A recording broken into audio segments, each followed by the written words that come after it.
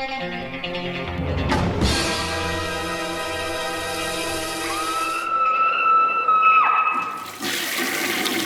guys, what's up? It is week 302. I got a handful of reviews for you, some of the newer releases, some cool stuff, some 4Ks. So let's hop into this right away and start this one off with a doozy. Now, this was sent to me by Dark Sky for review, and I was super happy about it. It is the new 4K release of the legendary 1974 Tobe Hooper classic, The Texas Chainsaw Massacre. Yeah, this is an amazing classic film, one of the all-time best. Like I said, when it comes to like regional filmmaking or American independent cinema, I always put Night of the Living Dead and Texas Chainsaw Massacre at the very tippy top. Then probably like Evil Dead. They also have that amazing like lightning in a bottle, just basically such unique movies that just came out at the right time, and they're so regional and so amazing and so creepy. So the Texas Chainsaw Massacre, I'm pretty sure anybody watching this channel is pretty familiar with the Texas Chainsaw Massacre. I've covered it on here before. That was a long time ago. But yeah, so I was definitely happy to rewatch it. I also find it amazing that the first two Texas Chainsaw Massacres are on 4K, so you can't beat that. So Tobe Hooper was a Texas filmmaker, and this was his directorial debut. This was a debut film. He did something before, like an art film in eggshells, and then he made this, and he kind of had like this back and forth kind of career.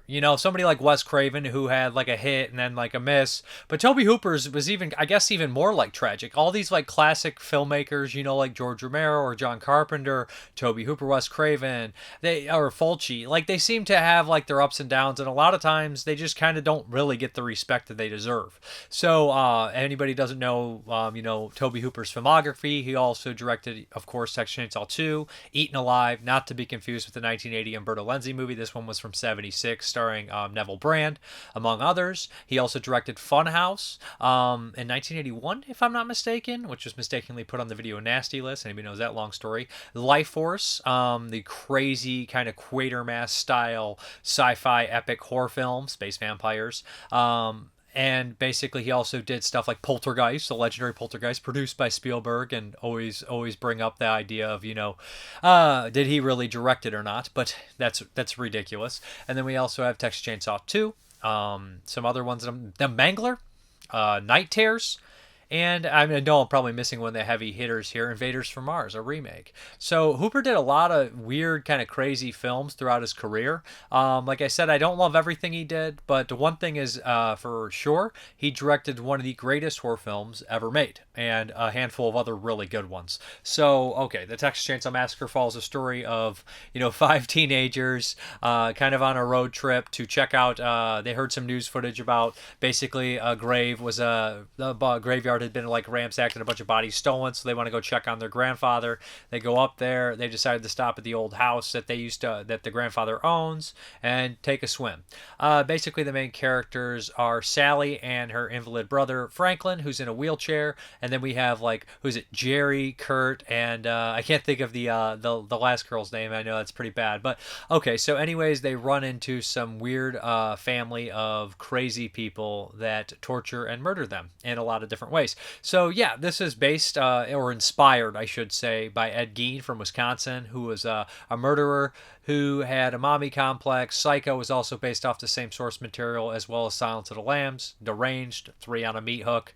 It's never ending. Without Ed Gein, we don't have a slew of like a bunch of the greatest horror films ever made. Without Texas Chainsaw, we don't have, and along with Deliverance, we don't really have like that backwoods kind of style horror film that's so prevalent in, the 70s and 80s. So literally, Texas Chainsaw Massacre is one of the most influential horror films of all time. It's got a unique style to it. It feels like so creepy and so real and regional, but also bizarre.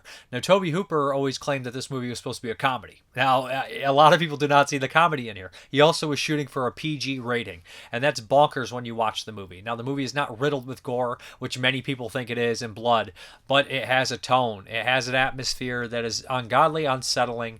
It's ungodly creepy, and the killers in the film are one of a kind and just bizarre.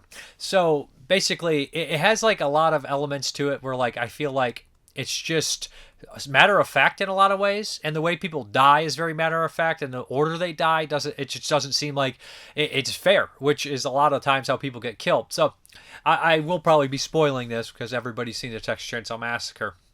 But the initial reveal of Leatherface has got to be one of the greatest scenes in any horror film ever made. And the character that he kills, and how it happens.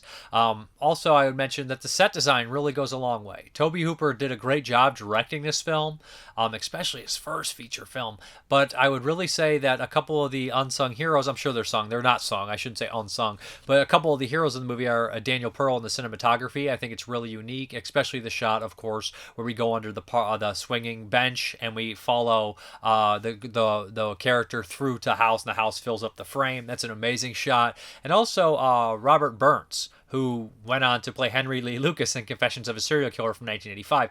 Now, this guy, he did the set design and the animals in here, and they really, really focus on it, especially the way the editing is. At one point when somebody ends up in there, and it's kind of like a freaking nightmare in this room, and it's going everywhere and showing you all the set designs, which is heavily influenced by Ed Gein, who was, he used to dig up bodies and make furniture out of them, and all these kind of things like that. It's all there.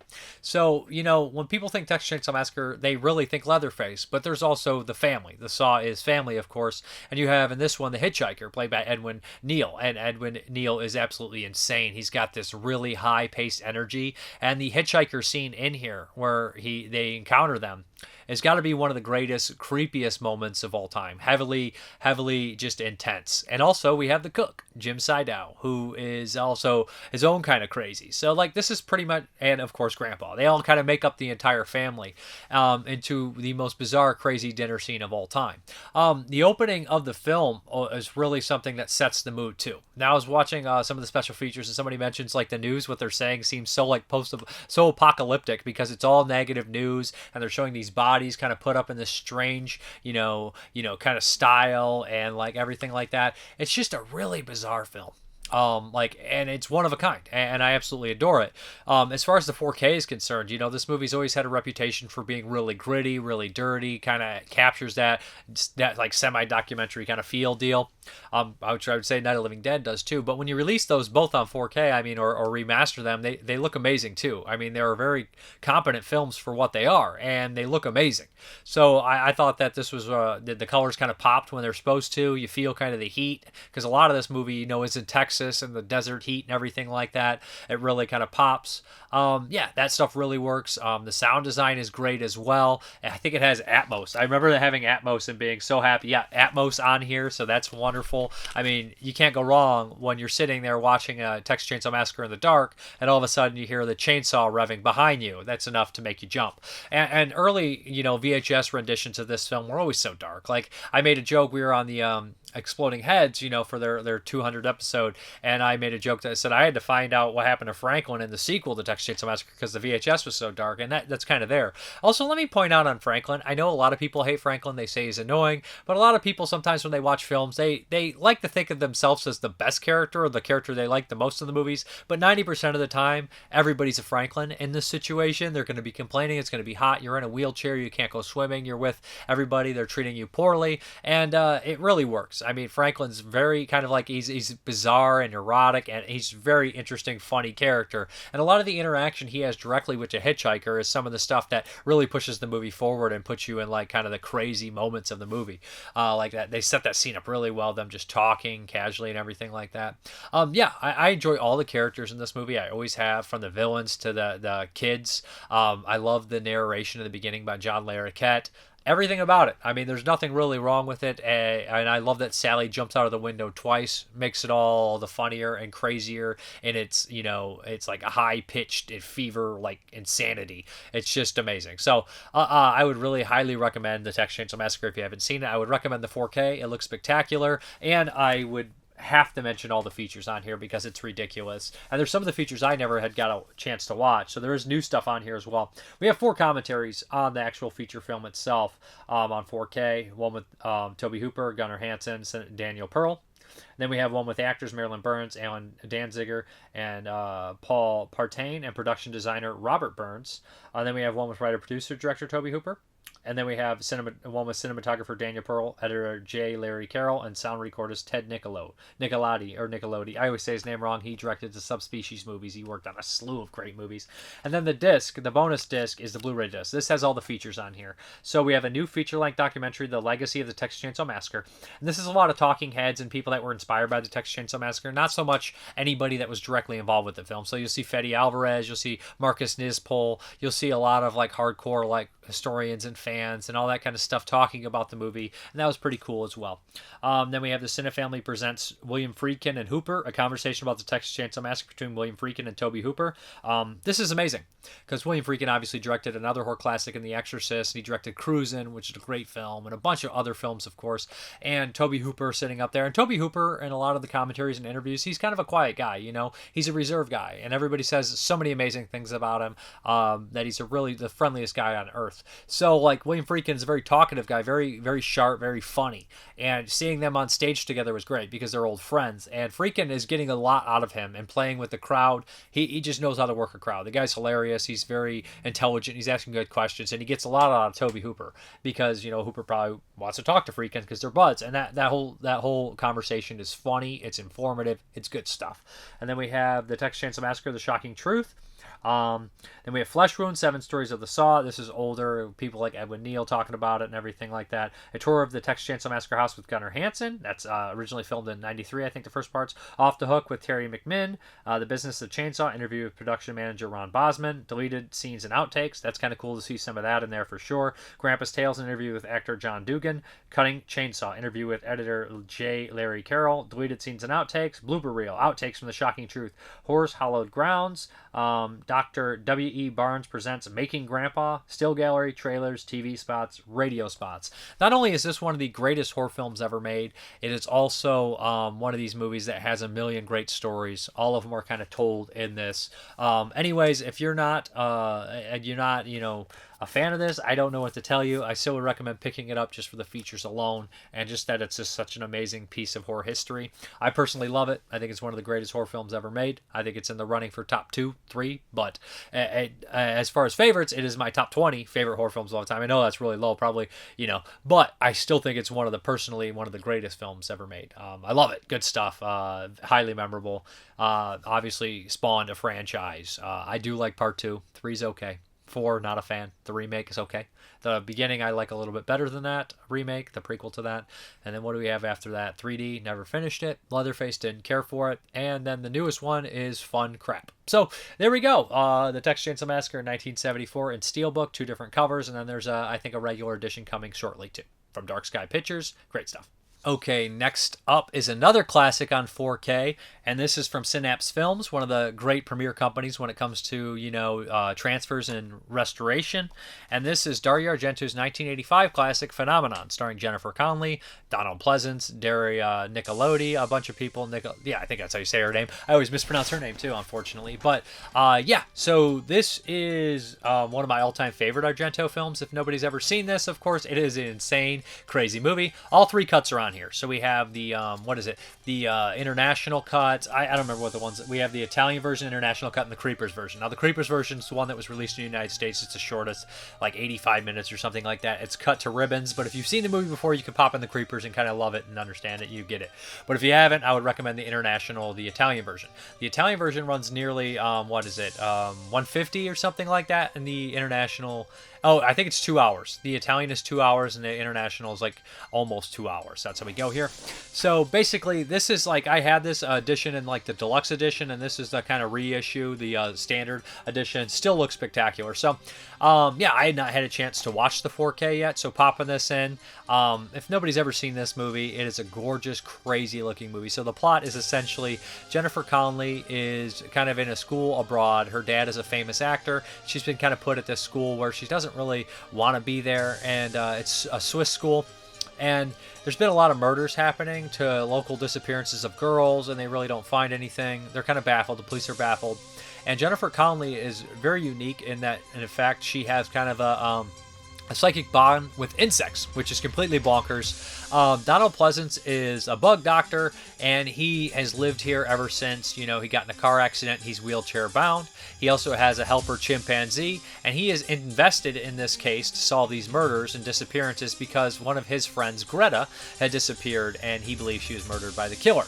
So, under weird circumstances involving sleepwalk and heavy metal music and, you know, complete nightmare logic, dream logic, in the weird world of Dario Argento, they run into each other, and together they decide to solve this case as much as they can, but with the help of insects, because Jennifer Connelly's telepathic bond with them. So, yeah, anyways, they start getting closer to who the murderer is, and more people end up dead.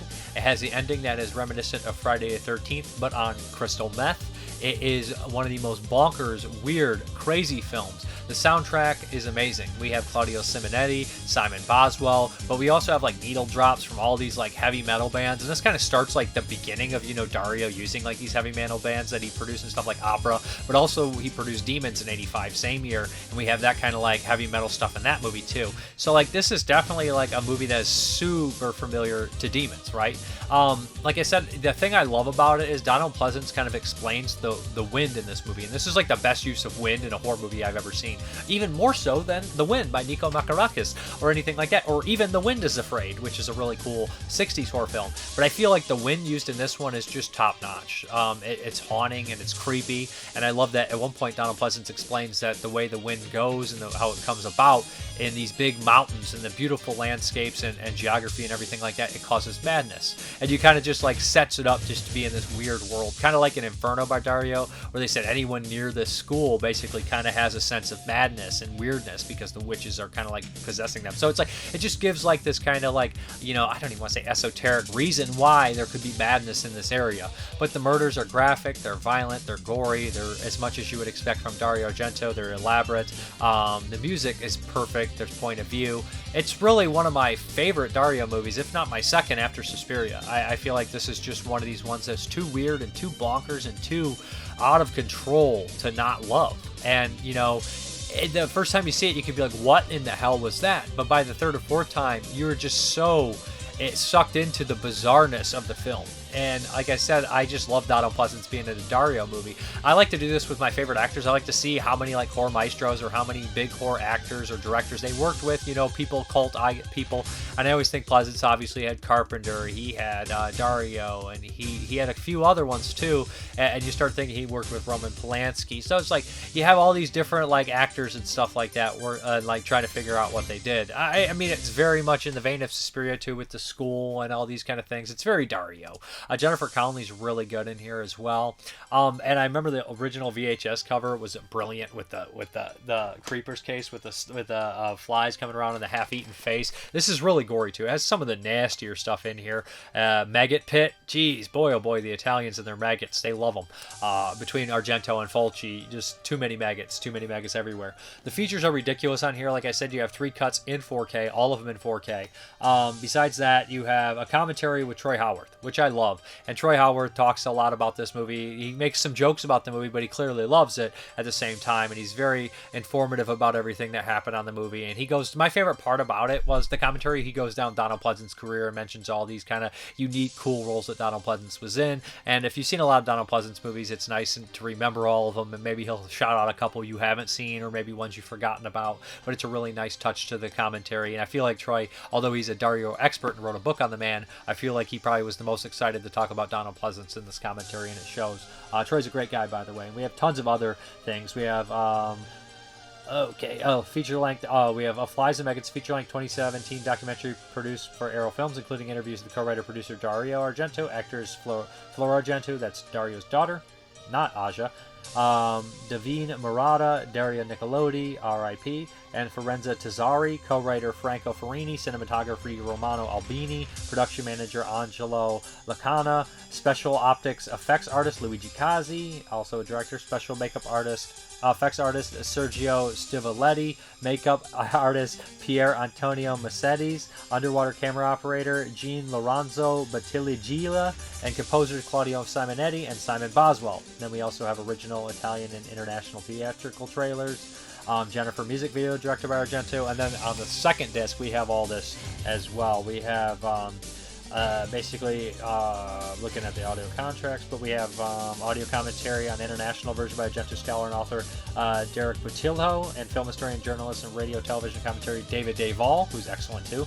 The Three Sarcophagi, a visual essay by Arrow Films producer Michael McKenzie, comparing the different cuts of Phenomenon, rare alternate 2.1 stereo mix of the international version featuring different sound effects and music cues, creepers, theatrical cut, and radio spots. So, the picture quality is amazing. I mean, it's an Argento movie released by Synapse in 4K. It was, the colors popped, especially when you see the big hills in the beginning. I was just like, oh wow, it's just very vibrant. And come on, the soundtrack is great. It was perfect. And I believe there is there Atmos on here as well? It's Dolby Vision and it's DTS master audio, but the audio is really great too. Works well on a surround sound. Excellent release from Synapse. Excellent movie. Really recommend picking this up if you've not seen it. I mean, if you like Italian cinema, and like, if you're leery on Italian cinema, this one, I don't know if it's the most approachable. It's definitely not dull, but it's really fucking weird. And if you like weird cinema, check it out for sure. You'll love it. Okay, next up, from Full Moon Entertainment, their second 4K by David DeCoteau, directed by David DeCoteau. Hopefully I said his name wrong. Right. Wrong. I always say his name wrong. But this is Puppet Master 3, Toulon's Revenge from 1991. Now, this is the most popular of the Puppet Master films, I believe, besides maybe... No, it's definitely the most popular. The first one, of course, was made in 89. Then we have the sequel in 1990. And then we have this prequel that basically gives a lot of, story, what am I looking for? What's the word? Story, pre-stories or wherever the creator of the puppets were created. Basically, origin stories. There we go. For a lot of the puppets in here. So basically, we're back in Germany during World War II. The Nazis are taking over. Toulon is doing puppet shows where he makes fun of Hitler. A Nazi soldier witnesses it. He's a puppeteer as well. And he immediately goes and tells his ranking officer, SS Major, Richard Lynch. And basically, Richard Lynch goes to shut it down. But it appears that Toulon uses some sort of special technique where his puppets don't have strings, of course. So this interests Dr. Hess, played by Ian Abercrombie, who's in stuff like Army of Darkness and a million other things. By the way, Richard Lynch is in every movie you've ever seen as a villain, including Bad Dreams, Cut and Run by Ricciardo Deodato, and a million other things, the 7-Ups, Ninth Configuration. Amazing actor, I love him. So basically what happens is Ian Abercrombie is trying to create basically a reanimator serum to bring back dead soldiers so they can be on the front line to help beat the Russian soldiers for the Nazis, because it's coming towards the end of the war. So basically they're all invested in these puppets. Guy Ralph plays Andre Toulon, and his wife is Sarah Douglas from stuff like Return of Swamp Thing and Return of the Dead Part 3. Tragedy strikes, of course, right? And this angers Toulon, and he will get revenge on the Nazis with his fellow puppets, Tunneler, Pinhead, newly introduced Six Shooter, and of course Jester. We see the creation of Leech Woman. We see the creation of Blade here. So we have 6 puppets. We're missing Torch. Obviously Torch was created later or something like that. And we're missing Decapitron because he's not made until like the 4th movie. So we have like 6 of the puppets per introduction. We have 6 of the puppets in the movie, which is nice. And we have a lot of good kills.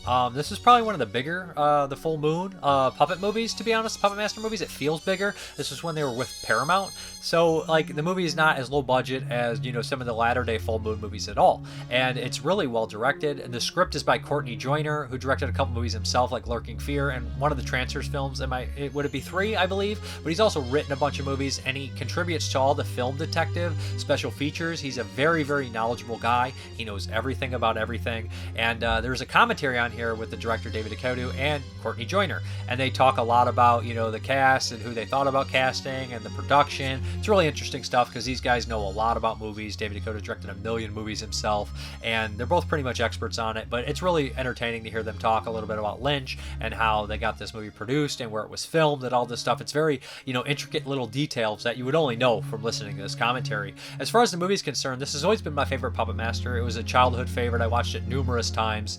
Six Shooter is my favorite puppet, and because he's like this satirical American thing, fighting the Nazis, and they bring that up. And Courtney Joyner put a lot of thought into the origin stories of the puppets and who they are and all this kind of stuff. And it's just like this movie has a lot more that you would think put into it than your typical, cheap little direct-to-video movie. This is actually a really special Puppet Master, and they're killing Nazis. And who the fuck doesn't hate Nazis? Also, Michelle Barrow's in here. Michelle Bauer. There's nudity.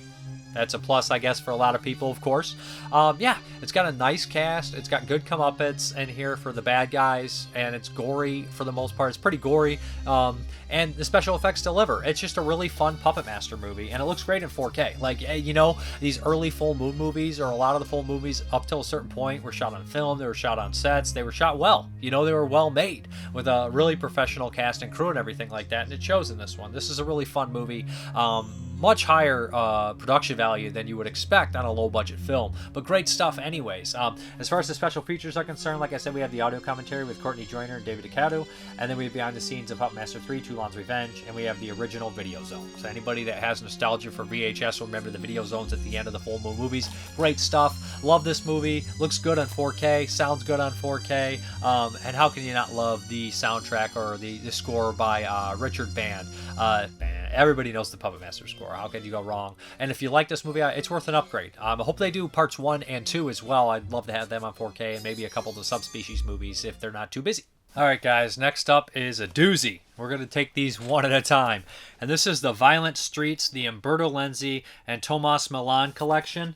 Now this is 5 films that is a collaboration between Lenzi and Tomas Milian. Tomas Milian was, I believe, a Cuban-American actor who he just basically became this huge sensation in Italy. He's in a slew of movies, including these 5. Another one by Lenzi was Tough Ones, which Grindhouse put out. And that's not in the box set, but hey, pick up that one. You'll be happy. He's also in stuff like Don't Torture a Duckling, Campaneros, a bunch of spaghetti westerns. He went on to be in Oz, Traffic. He's just a great actor. So basically, we're going to hop into this set. And I'll tell you what's in it before we get into all. We have Almost Human, Syndicate Sadist, Freehand for a Tough Cop, The Cynic, The Rat and the Fist, Brothers Till We Die.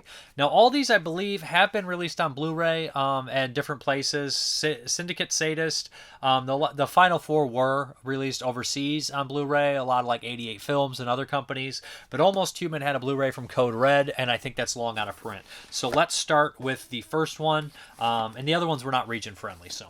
Basically, we're starting with the first film here from 1974, Almost Human. Now, this one right here, it stars, besides Tomas, of course, we have Henry Silva, Anita Strindberg, Ray Lovelock, a lot of familiar faces. And the funny thing is, I was watching these, and I was like, there's one point within the last 5 Italian movies I watched, all had this kind of bald character actor in them. He's in The Folds of Flesh, and he was in 4 of the 5 movies of these Lenzi set, and I was just like, so anyways, if you guys aren't familiar with a lot of like Italian, Eurocrime or spaghetti westerns or horror films, Italian films in general use a lot of the same actors. Like, there's only a certain amount of these character actors, and especially when it comes to Eurocrime and spaghetti westerns, a lot of these guys kind of double the stunts too. So there's like a lot of the same faces popping up in and out of all these movies, a lot of the same like kind of plot lines and styles and stories. So bear with me if I mix up some of these ones. Now, here's a fun fact. I think this was the first Euro crime film I ever saw, or poliziottessi, however you want to say it. This one I would consider more Eurocrime because there is a cop in here, but it more follows the kind of the criminal aspect. I don't know the direct the this hard definition, hard line on there. You'd have to ask somebody like Mike Malloy, who made a documentary about Eurocrime, so if you want to check that out. Anyways, this is the first Eurocrime movie I saw on DVD years and years ago, and I remember loving it. So anyways, Tomas Milian is, like, my understanding, is a method actor. So, like, he gets into these roles, and they're intense roles. He plays this sleazy scumbag in this one, just a rat kind of guy. At the very beginning, he panics during a bank robbery, and he screws up, and he's kind of beaten up. But, he talks a big game. He always talks shit. And he decides, he kind of, like, recruits a couple of young guys, one being Ray Lovelock from stuff like Let Sleeping Corpses Lie and Live Like a Cop, Die Like a Man, and Queens of Evil, a slew of movies. If you're not sure who Ray Lovelock is, he's in a bunch of Eurocult films. And essentially, him and these 2 guys plan a kidnapping. Now, this kidnapping gets complicated because things don't go necessarily as planned, and basically, Tomas Milian and his gang leave a trail of dead bodies everywhere. There's a particularly really nasty scene, a home invasion scene here, that is probably kind of, I guess you'd say, the highlight or the low light, whichever way you want to look at it. That's just really, really nasty. And you can see how, like, destructive Tomas is in here, and how far he is willing to go. to basically succeed, including killing whoever gets in his way, loved one or not. This one, he just is amazing. And like his own ego kind of gets him screwed over at the very end. Henry Silva's great in here as like this hardened cop who's trying to figure out who's committing all these murders and try to save this kidnapping case and everything like that.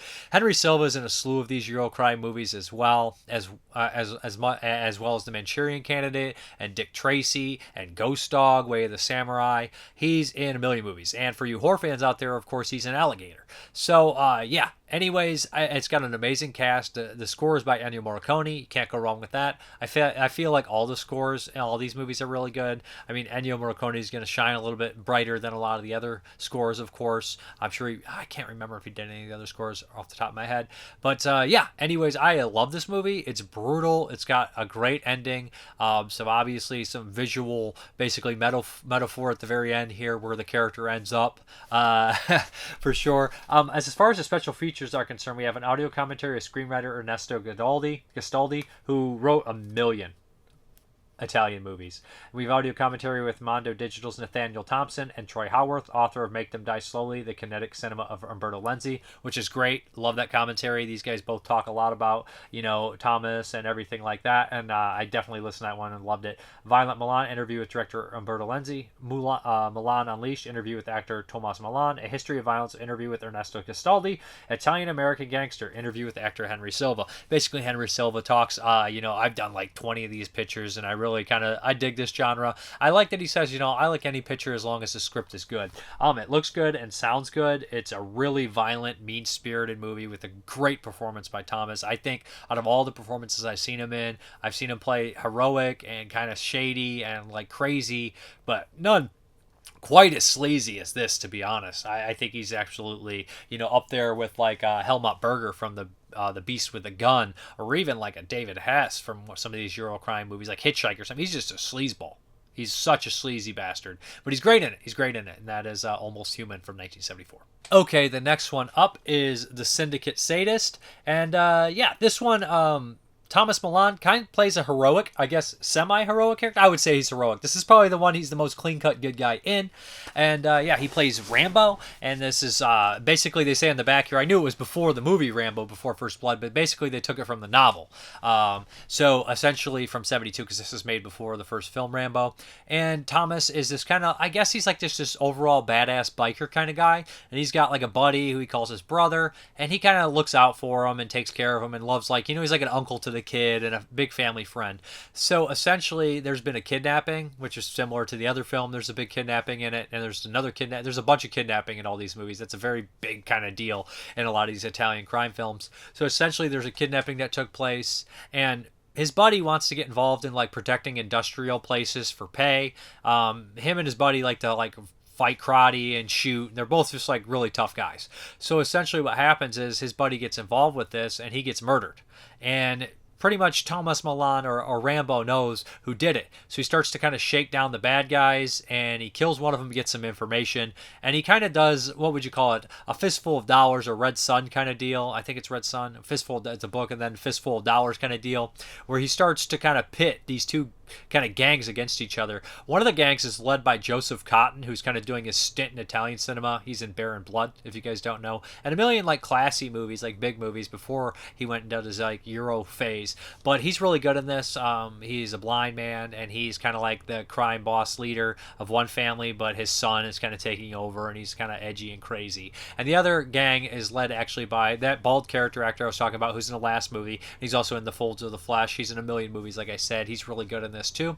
So he starts pitting these guys against each other, and basically this movie's got a slew of great bad guys. There are a lot of recognizable faces that you'd recognize right off the cuff. There's a slew of them. Like they're all like character tough guys that I've seen in a bunch of spaghetti westerns and everything like that. And this one has a really cool sequence that takes place in like a factory, a big shootout in a factory at the end, and all that kind of stuff. Now, this one, it's not my favorite of the box set. That would be Almost Human, I think, is probably the favorite because familiarity, and it's just so brutal and crazy that I can't help but like it the best. But this one is good. There's not one bad film in the box set, and I thought this one was pretty entertaining.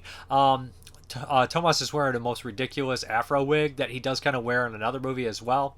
And according to Troy Howarth and Nathaniel Thompson, they mentioned in Almost Human, by this point he was like starting to be his early 40s and he was starting to bald, so he started wearing like these really wild wigs. And as the box set progresses, you can kind of see that. And this is one of these movies for sure.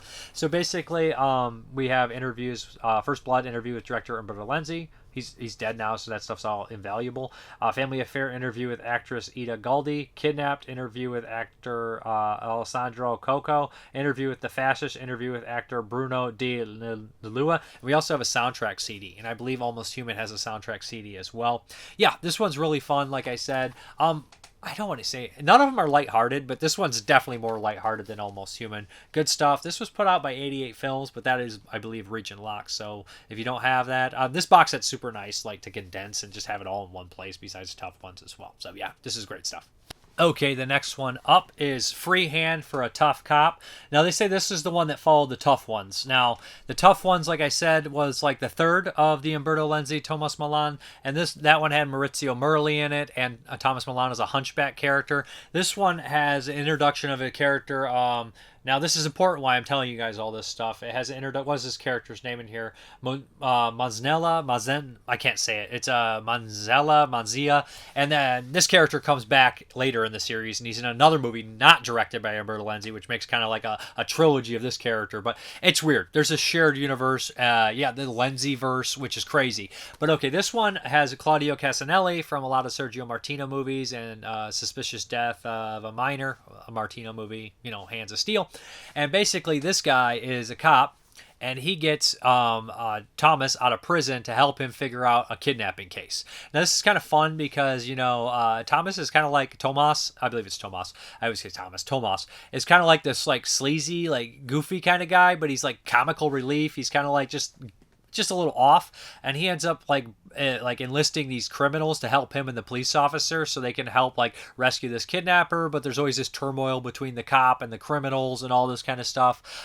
This one I enjoy. It's probably my least favorite of the bunch, actually. I think so. I think it doesn't hit as hard, probably because it has like a little goofier edge in here, but I really like it at the same time. I have the least amount to say about this one, to be honest. Claudio Casanelli I do like. A lot of people would accuse him of being a little dry of an actor, kind of a straight-laced, kind of straight-faced guy. And I do see that. I believe he's even in that the Martino two Scorpion or two Scorpion Tales, or I can't remember what that one's called. That just was released by Full Moon on Blu-ray with John Saxton. So yeah, this one I think is decent. It's fun. The prison break in the very beginning is awesome. How he's just sitting there smoking and all this kind of stuff, and like how he basically has to interweave with all these criminals and whatnot. Like I said though, it's a solid one. Not much to say on this one. I know it's a little kind of lackluster of a review, but like I said, when you watch 5 Lenzi Tomas movies back to back to back, they start to blur the lines. All 3 of them involve kidnapping in the very beginning, so we have kidnapping. So basically here in the special features, we have interview in the Asphalt Jungle, interview with Lenzi, Tough Guy Corrado, a look at the creator of Corrado Solari, the father of Manzella, interview with screenwriter Dardano Sacchetti, who wrote all the Fulci movies, of course. Handheld camera for a tough cinematographer. Interview with cinematographer Nino Celeste. Making movies. Interview with producer Ugo Tucci. Extended bank robbery scene. Sourced from the original negative. So, yep. Anyways, Henry Silva is the baddie in this one, so that's a plus. Now, he doesn't shine as much as he does in Almost Human. I really like him in Almost Human, but he's good in this. Everybody's good in it. Like I said, probably my least favorite of the set, but that's nothing to, like, shake your fist at or anything like that. It's still good stuff, and it does, it's starting like that shared universe. Like the Tough Ones is the first one. This is the second one in there.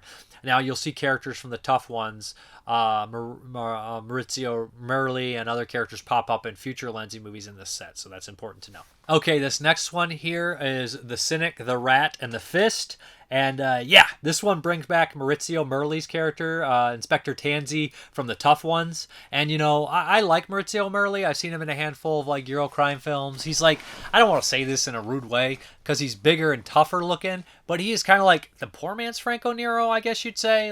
But Franco Nero is really great. So is he. I mean, Maurizio Merli seems like more hands-on tough guy, actually can do more of the stunts and everything like that. But he played this character, Inspector Tansy, who's like this renegade cop who breaks all the rules and refuses to take, whatever, you know what I mean? So this one also stars, of course, Tomas Milian as this like kind of nasty criminal. Not the same character from the tough ones, of course. That's the Hunchback character he plays, or the one from the previous movie, the free hand for a tough cop. He plays a completely different character. And then we also have John Saxton. Now, John Saxton is one of my all-time favorite actors. Now, John Saxton a lot of times will play the straight-laced character, like, of course, in Nightmare on Elm Street, or he'll play, like, kind of a broken soldier or something like Cannibal Apocalypse, where he's struggling. But overall, you do sense a good nature within him, at least maybe, like, attempted to be decent. And this one, John Saxton is a savage, which I absolutely loved. He is amazing in this, and rarely do you get to see him be this bad and this mean. So essentially Tomas is released from prison, and he immediately goes to John Saxton because they're like old criminal buddies, and he says, hey, I want a partnership, you owe it to me, and I want 30%. So they start to work together, but Tomas has got something up his sleeve. He starts to kind of like start to rip him off, and this upsets John Saxton. He gets John Saxton sent to jail. Maurizio Merli is trying to pin both of them. He's really hot and getting close to him and everything like that, but this whole thing's going to explode, right? There's double crossing, there's shooting, and there's no way that Maurizio Merli is not going to come out on top, right? Am I wrong here? But yeah, anyways, this stuff is really good. The action's great. The bad guys are great. There's double crossing. Saxton chews up the scenery in the best possible way. There's a really nasty scene where he kind of uses golf to hurt people that I was like, this is good stuff. It's also like riddled with a lot of the same kind of, character actors that you'll see in all these movies. Like I said, this one is probably the second most mean-spirited, but this is also just a vastly entertaining movie with a really good setup and big shootout at the end with a bunch of characters that they set up and a lot of good goons and villains. This one's great stuff. This is the Cynic, the Rat, and the Fist. As far as the special features are concerned, we have Merli versus Milian, interview with director Umberto Lenzi. A Man of Action, interview with Lenzi. Me, Milian, and Merli, interview with Umberto Lenzi on his iconic characters. That's really great. The writer, the director, and the actor, interview with Dardano Sacchetti. Here Comes the Fist, interview with actor John Saxton, who personally is one of my favorites, and I would put this in his top 10 roles. I've always been fond of his performance in Cannibal Apocalypse, Battle Beyond the Stars. I just think he's amazing. Like, in everything I watch him in, he's just one of my favorites. And this one's something different for him. I don't typically get to see him play. He's an Italian-American, too, so, like, he'll always bring up, he'll be, like, speak partially in Italian and everything like that. He's just really good in it, and he's really fun. I would really recommend checking this out for any fans of any of these actors. They all get their moments to shine. There's good action. There's good violence. Great stuff by Lenzi. Okay, and the last of the bunch is Brothers Till We Die. And now this brings back, of course, Tomas Milian in dual roles. Now he's playing Mosnezi, and he's also playing the Hunchback from Tough Ones. So, and guess what? Here's the kicker. They play brothers, and they share a lot of the screen time, and it's actually really well done. So essentially the Hunchback here has a scheme of his own, and he's trying to get a bunch of money, and he has a gang.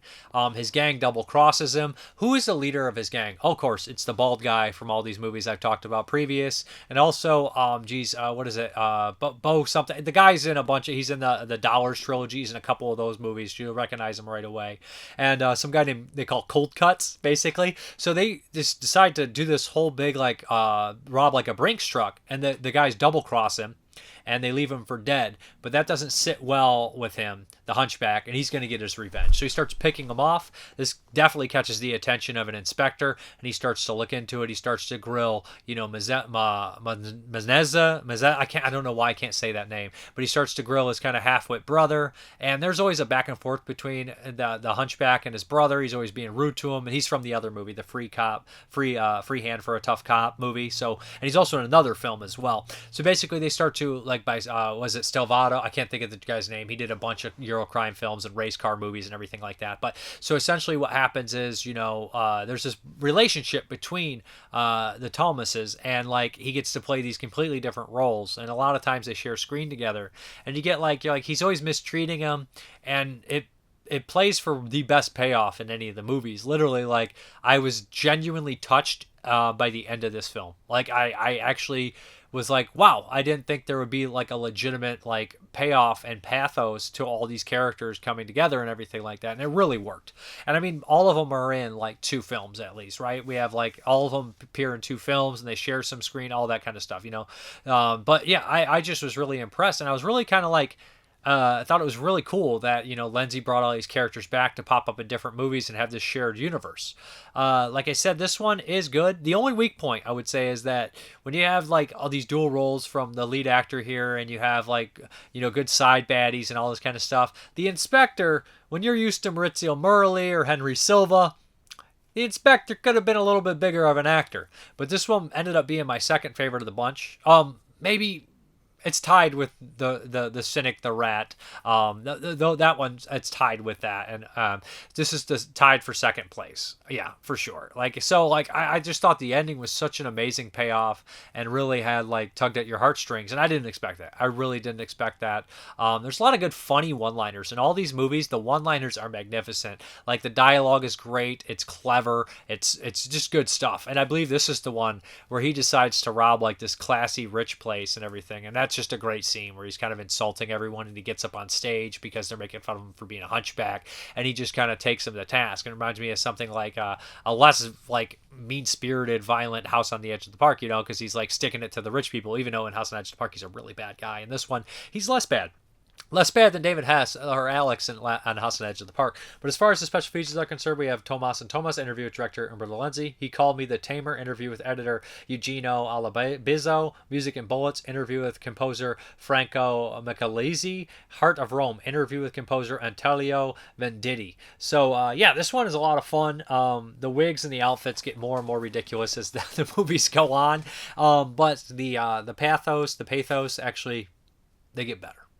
Even though I think all of them are great, I would really recommend Almost Human, Brothers Till We Die, and of course, you know, The Rat, The Cynic, and The Fist, or The Cynic, The Rat, and The Fist. All 3 of those are great. The other 2 are good, but those other 3 are just really spectacular. So great stuff, great box set. Very happy to have it. Very happy to have watched all these. And like, once I started, you know, sometimes you'll watch a lot of the same ones, like, and you'll get burnt out, or I did get a little mixed up on some of them. You know, you couldn't remember every single detail because all the same characters are in the same actors are in the movies in different roles. But this one was very comforting, comfort food to watch all of them pretty much back to back without much trouble, and that doesn't always happen. So it's great stuff. Check out this box set, Violent Streets. Amazing set from Severin. Loving what they're doing. Okay, next up is another one of the animal attacks kind of movies we're supposed to be covered on 22 Shots, and this is from 1977, and this is The Pack. Who directed this one? Robert Clouse. I looked him up, and I knew he did a bunch of movies. So this is a first-time watch. This is the Warner Archive DVD. This has a nice little cast in here. It's got Joe Don Baker. Who else? Hope Alexander Willis. Richard B. Shaw, who's great from Cockfighter, and what was the Spring Break movie with this Sean Cunningham goofy sex comedy, and R.G. Armstrong, who I love. R.G. Armstrong is one of my favorites. He's in a bunch of Sam Peckinpah movies. He's Pruneface in Dick Tracy. He's in Predator. He's in Stay Hungry. You've seen R.G. Armstrong. He's in Children of the Corn. He's in Race with the Devil. He's just a great character actor with one of the most memorable faces of all time. One of his best roles is Pat Garrett and Billy the Kid. He plays the sheriff. Love him in that. So basically what we have here is The Pack, 1977.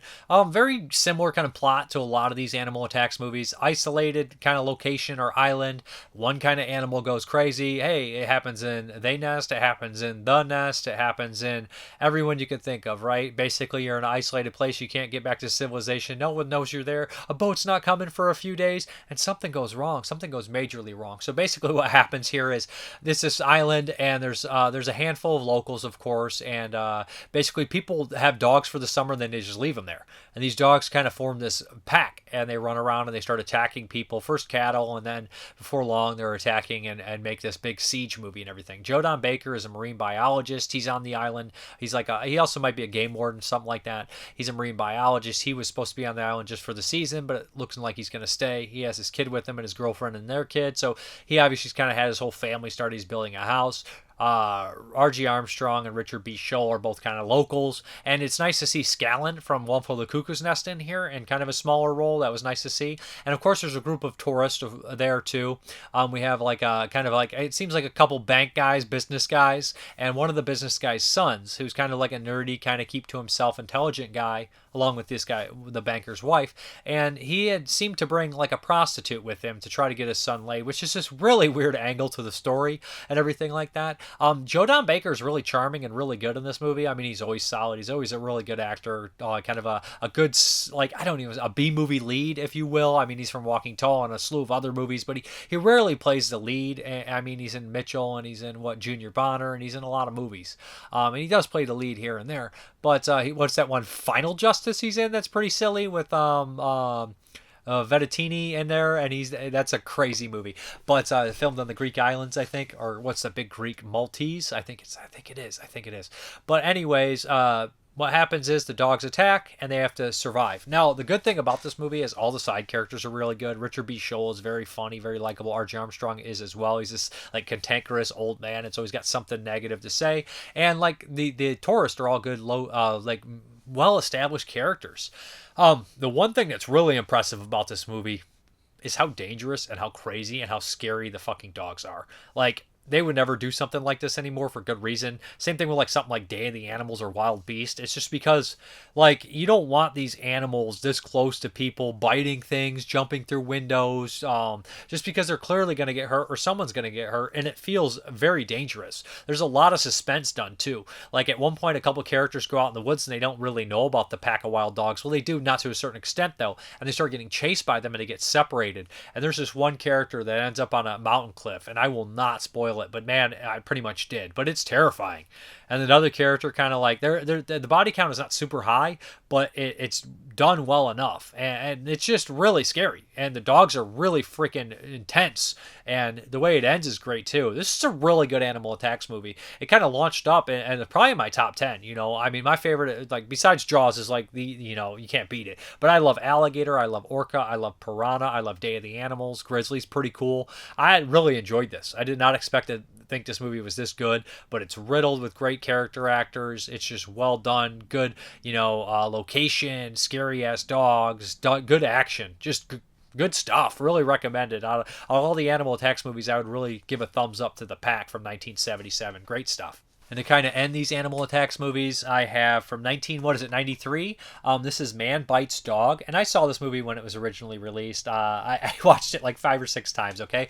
This has Lance Hendrickson in it. And who is it? Alan Sheedy? I believe Alan Sheedy is in this one. Who else is in here?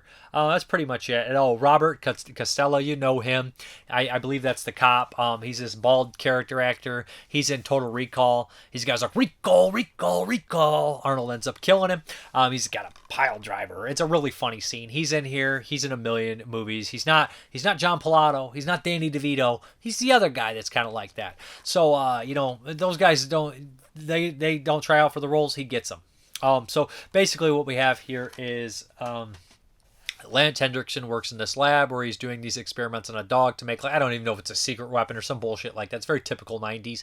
And he's basically made this super crazy beast, this St. Bernard named Max, who's super friendly in a lot of ways, but he has unlimited amounts of power. He's kind of like that new Jurassic World where they made that dinosaur that's like, can be a chameleon and turn invisible and do all these kind of things. Max can do that. Max can do everything. He has acid piss. He can climb a tree. He can go invisible. He has, what does he have, like super like sonic of sight, all this kind of shit. He's Superman dog. So one day, Alan Sheedy and her friend, she's a reporter, they decide to break into this like experimental lab and try, like, because they have an appointment with somebody, but they kind of dodge out of it, and they break into this lab, and Max gets out. They let Max out. Max follows him home. They don't know he's an experimental dog. Lance Henderson finds out, of course, from Pumpkinhead fame and Aliens fame and Near Dark fame, and he wants his dog back, so he starts to track him, but not before the dog can pretty much attack anybody that's a threat to Alan Sheedy. Yeah, that's pretty much the plot of it. He attacks, of course, a mugger, the mailman, the dog catchers, a boyfriend who's kind of an asshole, in a scene that reminds me very much of like The Fly. If that makes any sense, because we have that one asshole boyfriend and he gets screwed up by the fly, so this kind of asshole boyfriend gets screwed up by the dog. Acid P to a rescue. So yeah, this one's all right. I mean, it's a pretty standard '90s kind of horror film that I enjoyed watching at the time. It's very dated. It's a little clunky, and I must admit, I don't want to be rude here, but Alan Sheedy in this movie is not very good. She's not very convincing to me. I don't know what it is, if it's a script or just her performance or just whatever it is or the direction. She does not come across very realistic. She's just not really doing it for me in this one as far as her performance is concerned. But do I blame her in a 1993 Animals Attacks movies? Probably not really. I mean, what can you expect? I mean, it does have high production value. It seems like a legitimate movie. I think this is a new line. They'll probably put a decent amount of money behind there. Lance is good. He's always good. And it's fun just to see the dog have all these different powers and do ridiculous things and unlock its jaw like a snake and stuff. It's just a fun, goofy kind of 90s movie that I think has its charm. It has its place. It's Man Bites Dog. It only has a commentary. Not Man Bites Dog. Man's Best Friend. Man Bites Dog is the Belgium crazy movie. Weird one. Much different film. Much better film, but Man's Best Friend, it's very much typical of its time, fun 90s kind of film. As far as the special features, there's only a commentary track, and it seems like it's old, ported over from the DVD. It doesn't seem like a new one. There's a lot of dead silence in there, like, you know what I mean?